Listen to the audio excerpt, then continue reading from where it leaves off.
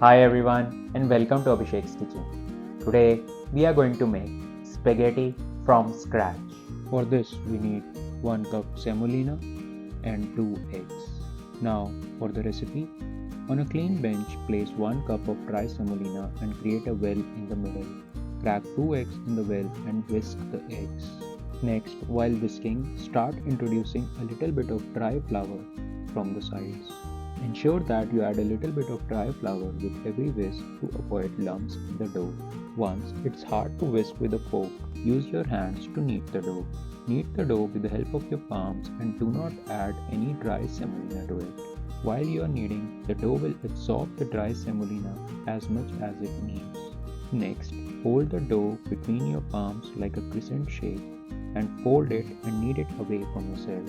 Repeat this for 2-3 minutes. You will observe that the dough is soft enough and it is not absorbing any more dry semolina. Wrap this dough in a cling wrap or damp cloth and keep it aside for 15 minutes. After 15 minutes, unwrap the dough. You will observe that the dough looks wet, so apply some dry semolina on the dough and divide it into 4 parts. Use 1 part and cover the remaining 3 parts with a damp cloth or cling wrap. Apply some dry semolina to the dough.